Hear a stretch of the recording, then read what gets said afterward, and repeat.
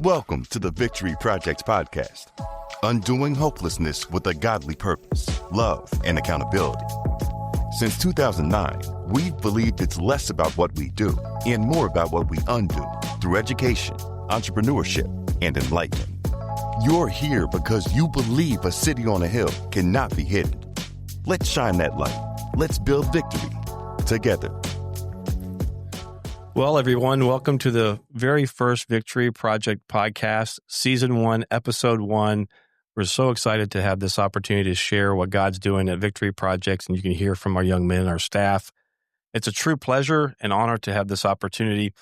And I want to kind of, we'll go through basically who we are, why we do what we do, and you'll hear from not just myself, but some staff and students who are incredible young men. And before I do that, I want to kind of tell the purpose. Why are we doing a podcast? And there's really several things. We want to celebrate how God and Jesus has provided guidance and provision for us from the very beginning. For over 16 years now, we see him working at Victory Project. And it really starts with our guiding verse, which is Matthew 5:14. You're here to be a light, bringing out the God colors in the world. God is not a secret to be kept. We're going public with this, as public as a city on a hill, or as public as a podcast. And another reason we have this podcast is to increase VP's missions profile throughout the community. I often tell folks when I'm speaking, Victory Project's the best nonprofit you've never heard of. And this is a reason why we want to share so more people can understand the incredible young men we have at Victory Project, the choices they're making, the sacrifices they make and our staff makes and those who support us, and celebrate those things. And the third reason really is to encourage philanthropic and volunteer engagement. Victory Projects, we say it's intensive and intentionality. And just an example of that, for the past 16 years, we've been open 6 days a week, year-round, including holidays. And we do that because we know the streets don't close. And that's our competition. We're not competing against other nonprofits. The street is our competition. And we've been doing that this entire time without government funding. But we've chosen not to do that because we didn't want to have any restriction on sharing our faith. And we also wanted to model a life outside of social services. So it's hard to do that when you have that happening with you. So a little bit more about our podcast. It's going to be a weekly show. It'll be 30 minutes. It'll be on all the main streaming services. And it's going to be co-hosted and co-produced by the students. So it's not just going to be me and Keyshawn. It's really going to be highlighting these incredible young men. And speaking of, I'm going to introduce the rest of the group here. Keyshawn Miller, how you doing, sir? Good. Glad to be here. Yeah, man, this has been something we've been working on for a while. And Keyshawn is he's our campus lead, our senior PD at the high school campus. And how's your day been? Pretty hot. It's Ohio weather, so you never know what you're getting into. That's for sure. Well, welcome, man. And next to him, I have Tim. Tim is a member of our high school campus. How you doing, sir? Doing fine. Can't complain about today. Yeah. What do you think about being in front of the world right now? Oh, wow.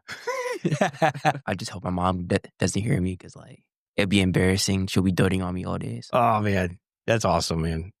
And then across from him, we have Yakir. Yakir is actually coming over to the high school campus pretty soon. But how's your day, Yakir? It's pretty good. Yeah? How about yourself? Yeah, I'm doing great. I appreciate that. And what do you think about being the face and voice of Victory Project? It's honestly an honor. It's an honor and a pleasure. Thank you, brother. I appreciate it. And since I just talked to you, Yakir, why don't you mention or kind of share what is Victory Project for the listener? Victory Project, we are actually a nonprofit, faith-based after-school program who mentors young men. We have two things here today, which I'm going to be talking about, which is the mission and the vision of the Victory Project. Our mission would be empower the youth to discover the life God intended by mastering self-awareness, self-sufficiency, and selfless services. We're tearing down the pillars of poverty without government funding. That's basically bringing us to, we're trying to give the youth, we're trying to teach them when they come to the Victory Project, the life God intended for them. And we're doing all those by mastering the 3 topics that I named: self-awareness, self-sufficiency, and selfless services. And the vision of the Victory Project is offering an alternative to the streets for America's youth. but we're actually offering an alternative to the streets for American youth. Like Mr. Bush said, we're in competition with the streets. Mhm. We're not in competition with any other nonprofit. We're in competition with the streets of America. Let me ask you something about that real quick, because that's a great explanation. When, depending on somebody's background, when we say alternative to the street, what is the street? We know it's not a paved piece of, blacktop. What does the street represent for the average young man living in the city of Dayton? What does the street mean? Gun violence, getting a criminal history, having a child before marriage, dropping out of high school, and a couple few other topics that I'm not too sure about. Yeah, that's great context. We want our folks to understand when we say the street, we're really talking about those things that attract young men to follow self-destructive behaviors. Sorry to interrupt you, but I just wanted to capture that. Thank you. No problem. The Victory Project was founded because Mr. Bush, he was a police officer, and he was experiencing a lot of calls. And when he went to respond to the calls, it would be homes, and it would be homes that were broken, which means mom figure in their life. There was no father figure in that household, and they didn't know how to act. It was kind of like they had no home training, but we know they had home training somewhere in there. And all of that comes from young men lacking of purpose, lack of church involvement. And all that is honestly like a pleasure that Mr. Bush decided to make a program for all the young men that was experiencing that. Our core values is undoing hopelessness with a godly purpose, model work as the reward, offer love and accountability, and provide a safe and consistent environment. Yeah, man, that's something I usually to tell people, because they'll say, "Why did you start VP?" So I think you did a good job. Do you think that's a reality in most lives, where you have a single parent who's really trying hard, but their young men just don't have that extra help? Do you see that in your own world? I think it's honestly both. Something you experienced, and then when you got responded to the call, that you witnessed that the young lady that was taking care of her children, they were going downhill, and you decided to make a program to make them come uphill. Just basically saying we're on a city on a hill. Yeah, I appreciate it. I want to make sure I emphasize these parents are working 2-3 jobs, trying to go back to school. So yeah, they may have made a mistake that created a situation where they didn't have the perfect home life. So we're not trying to co-parent. We're trying to come alongside these families. We want to partner with families. How can I help you help your son? So, man, thank you for that. I think that's important for people to understand. Nope, I'm glad I could share that side of the story. Yeah, man. So, Tim, we mentioned the pillars of poverty in our mission statement. Can you share a little bit about the pillars of poverty? Absolutely, sir. The pillars of poverty is essentially just the things that hold the youth down and pretty much families in general. Poverty is essentially a very, very thick rope to get away from, which kind of holds them down like a rock. And those pillars of poverty are kind of like rocks that hold the youth down, such as premarital intercourse, dropping out of high school, and getting a criminal record, which is heavily embedded in the culture as being popular or normal. And that's, to say the least, very concerning, but also it gives a sort of perspective on where priorities should be and where they aren't. Yeah. How common do you think those pillars of poverty are in the communities you live in? Extremely. Yeah.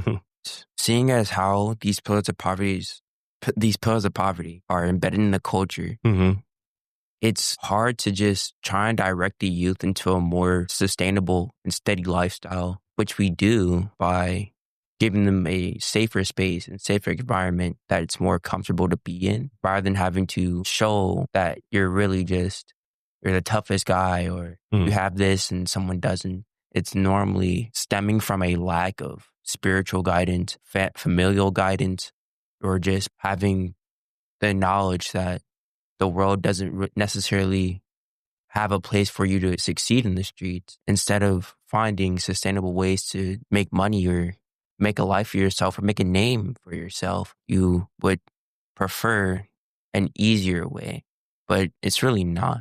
No. Which is why the culture is very shaky. Very shaky. Yeah. What do you think? I really want your guys' opinion on this. When people making those decisions, it's not seen as a negative. It's seen as something to aspire to. Yes. How did that happen, do you think? How did that become normalized? in my opinion, it all starts with one home, and one home transfers to many. And that kind of, in simple terms, how it kind of infects the entire pot. It's like the saying with yeast.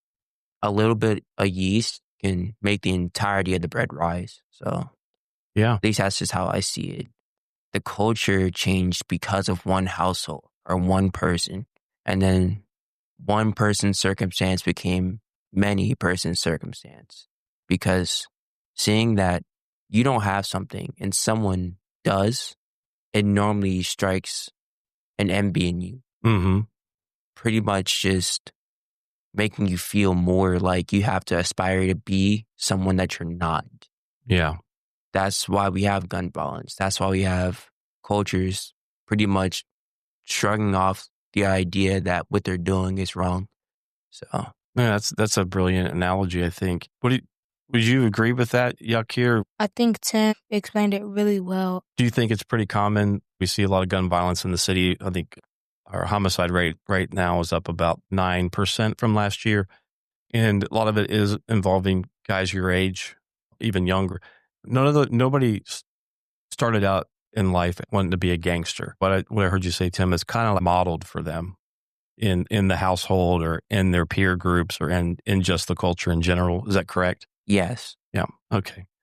Man, thank you. That's I think it's important context for us and our listeners. Keyshawn, how you doing? Pretty good. Good. We talked a little bit about the pillars of poverty, a little bit about VP. How does Victory Project kind of address the pillars of poverty? What's some of the things we do? Yes, sir. So like Monty was saying, I'm program director with the boys 5 days, sometimes 6 days a week. And we have a saying at Victory Project, it's less about what we do and more about what we undo. So like kind of Tim was giving really good insight about the culture in Dayton, and we combat that or address the pillars of poverty through our 3 E's, which is education, entrepreneurship, and enlightenment. The education piece, not only do the program directors have access to all of their grades and do school visits, but we do tutoring twice a week where the students can build a relationship with our volunteers, and they sit down for about an hour and a half and just work on some school work and get that help where they need it to help them graduate high school and stay on track. The entrepreneurship piece, we have a micro business called VIP, or Victory Improvement Project, where basically the young men compete from week to week to see who can get the least amount of points and be able to work. And we teach that the work is the reward. So they can start paying taxes, getting paid as young as 12. Mm. And there's also some improvement. Like the guy next to me, Tim, is a team captain, and a few other guys can be ACL or assistant crew leaders, where when they show maturity and good work ethic and show up to work consistently, they get a pay boost and some more responsibility and some leadership. And then enlightenment piece is basically our entire foundation. Jesus died for us. So basically every Wednesday we do worship and Bible study, and then every day at 6, we enjoy a meal together, where we have amazing volunteers and meal providers that just come in and just love the boys so much that they make or cook a meal for them, and then we just sit down and fellowship together and just talk about what's going on. A lot of laughs, a lot of jokes, but it's honestly one of my favorite parts, to just sit down with you guys and enjoying a meal together. And get to even dive into more specifically the enlightenment piece. On Mondays during the school year, we do something called OG, which is typically original gangster, but we took a little flip on it and made it overall gentleman, where it's a character development class, basically where the young men would learn what a male role model would teach them, all the way from how to change a tire to hygiene, first date advice, dinner etiquette, and the list goes on. But all of it is on biblical foundations and things that a lot of the boys, they come back, a lot of our alumni, and they say, yeah, I remember that class where we taught how to shake a hand. And I still do that every day I meet somebody new. And it's just powerful that hour we spend with the boys can really add to their life and something they never heard of. But some of it's like, man, I knew that. Yeah. And then also that Bible study piece. Right now we're going in Romans, which I won't quiz you guys on what we're learning about, but maybe one day, next episode. And then also in education, right now during the summer, we do civics, which is basically a government class. We talked about the wars, the branches of government, taxes, all that wrapped up in the one class during the summer, just to kind of keep their brains going. Mm-hmm. And some of our tutors are amazing. They're coming in and teaching math labs and history lessons during the summer, just to keep their brains fresh and not lose what they learned over the entire school year. Then just to talk a little bit more about that entrepreneurship or VIP. The young men go out every Saturday. Those who earned the right to work, those who competed and did well, they earned it. So every Saturday they go out from about 8 to 4:30. And right now we're in mowing season. So you see young people with yellow shirts out on a Saturday with a mower and some weed eater. They might be sweating a little bit, but they'll be working and earning a paycheck. And we drive around the city, really all over the city of Dayton, from the east side to the west side. And they've got a lot of business, mulching, mowing, weeding, lawn care, light construction, all that. And we're constantly growing. But on Saturdays, that's what they look forward to. And then that following Friday, they will get paid. Like I said, some of these guys are 12, where this is their first paycheck. And then we open it up and we review the check with them. Man, why is this getting taken out of my check? Well, here's why. Let's talk about it. Why are you paying taxes? Yeah, that's good. Back when I was doing research and development for VP, that's what I heard over and over again from young men. They were like, I want a job, but where am I getting the job? And if you think about how the economic landscape has changed over generations from my time to these young men, there was jobs available for teenagers. Like you could go get a paper route, or you could work at a little corner store. Now all the businesses, for the most part, have moved to the suburbs. So it's very hard for a young person to get a job. And that was an important part of why we started our own small business, because these guys are working, as like you said, at 12 years old. So we're not doing workforce development. We're doing work ethic development. And these guys are rock stars. They're volunteering to join VP, and then they're earning the opportunity to go to work each week, and they're making money, and they're making tremendous progress in their own lives, and they get the credit. They did the hard work. They earned it. That translates to so many things when they move on in life. So thank you for that overview, man. Of course. Yep. So we talked a lot about what Victory Project does. You learned the why we do it. And I want to highlight some of the successes we've had, especially if you're new to Victory Project. But over 16 years, we've built a tremendous track record of success. And again, it's how God's blessed us, but it's also the hard work of these young men. And just to highlight the impact these guys are making in the community, the University of Dayton did a study on what's called the social return on investment, which means when somebody avoids those pillars of poverty that Tim mentioned, those are all costs that society has to assume, right? The taxes go towards paying for social services, paying for incarceration. By somebody not doing that, they estimated that each one of our alumni that avoid the pillars of poverty saved society just under $1 million per alumni. So $1 million per alumni, not even adding what they're contributing to society by being a productive citizen. And at the time of the study, they had estimated that we'd save society just around $250 million. And again, when you hold that up to without government funding, adding to the economic development of a community, building young men with strong work ethic and strong faith, that is compounded probably 10 times over the course of their lifetime. So amazing outcomes. And it goes far beyond economics, obviously. We have so many alumni, and at the end of this podcast, I'm going to refer people to our website so they can see the stories, on our YouTube channel so they can hear from our alumni, hear from our students at the impact that they're having in their life. But just for example, right now, we have 3 guys that are with full scholarships to University of Dayton. We got a couple guys at Wright State in scholarships. We got guys in so many different trades and professions. We have police officers, we have plumbers, we have truck drivers, we have people in just all kinds of trades, welders, and they're all making tremendously good money. But more importantly, they're also good husbands. They're good fathers. They're the ones that's breaking those pillars of poverty, that cycle we talked about a minute ago about the culture piece, how it's being modeled for them. They're modeling a totally different culture for their family. So those are just some of the outcomes we've seen over the years, and it's really, really awesome to see. And instead of me talking about it, I'm going to ask Tim and Yakir to share something that they have learned or experienced at Victory Project that's helped them. So Tim, I'll start with you. You can use the pillars of poverty, or you can use the 3 E's, but what is something that you think the Victory Project helps you do? Honestly, it helps me think about how I should rely on God more. And it especially emphasizes that with the volunteer system. That's very powerful to me. It's powerful to see people come in and volunteer? Yes. Okay. In which volunteer capacity you think has been the most powerful for you? Because we got volunteers in lots of different ways. Probably the tutors and VIP. Oh, yeah, the work. What about those specifically that seems like it's made the biggest impact on you? Volunteers during tutoring, they help my grades pretty much skyrocket exponentially. With VIP, they can teach us a lot if we listen, of course. But yeah, they really help us with building a strong work ethic and pretty much just understanding that the adult world and the streets are different. In the adult world, you normally you have to take things as it is. You have to figure out a way to overcome adversity in sorts of many creative ways, but primarily just being vigilant of what you're doing. Yeah. No, that's great. I think when you say your grades improve, can you give me an example of what before tutoring and after tutoring? Give me an example of that. Shoot. I went from minnow to like a salmon. Minnow to salmon. It was bad. Put it in numbers for me. What was like your GPA or what was a grade before and after? My GPA was like 1.2 and now it's 3.333. Get out of here, man. That's huge. That is huge. But who did the work? God. Yep.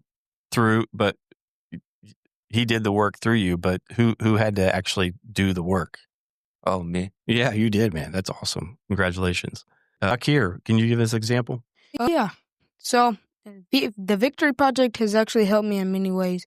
It actually helped me in all 3 E's: education, enlightenment, and entrepreneurship. It helped me during entrepreneurship because my first time working, I felt like I didn't know what to do. So I was lost in the sauce. And when I was lost in the sauce, Mr. Bear, he actually came and gave me a pat on my back. He was like, "You got this, man." And now till this day, every time I walk in, he was like, I'm gonna need a good work day out of you, y'all. I need you to show the other people how to do it. I was like, yes, sir. And now that I'm doing it, I've recently got Player of the Week. Is where you get an extra $10 on your paycheck. And you just have to get a good grade. And my grade was a 4.0. And wow. Yeah. Amazing. It was one of the highest grades that VP out of that week that the VP students got. And enlightenment, VP helped me because when I first joined VP, I first walked in to get my tour and my interview. I wasn't with God all the way. When I walked in, I felt a large wave of just weight lose off me. And after that, I knew that I had finally joined God. After that, I even started going to church for the first time. That's great, man. So during the education part of the Victory Project, I started VP with all Fs. Then, fast forward to today, I straight up had straight A's. My GPA was a 4.0 towards the end of the year. After that, the beginning of my VP history, it was a 1.5. And after that, I had a 4.0. Man, congratulations, man. I didn't know how good you guys are doing in school. That's incredible. And again, it goes back to your guys' desire to do the work. Really what your family's instilled in you, and now you have some support around you, and the love, accountability that we have at Victory Project, and all the hard work our program directors and volunteers participate in is huge. So, man, congratulations. And we'll look forward to continue this conversation with you and the folks that are going to be joining us in the future guests. Man, thank you, Keyshawn. Of course. Tim, thank you, sir. Of course. Yakir, man, thank you guys. It was an honor. Thank you. All right, brother. Thanks for listening to the Victory Project podcast. If you believe in changing lives through faith, discipline, and opportunity, then you're in the right place. Keep showing up. Keep being the light. Until next time, remember, victory isn't just a destination. It's a way of life. Learn more at victoryproject.org.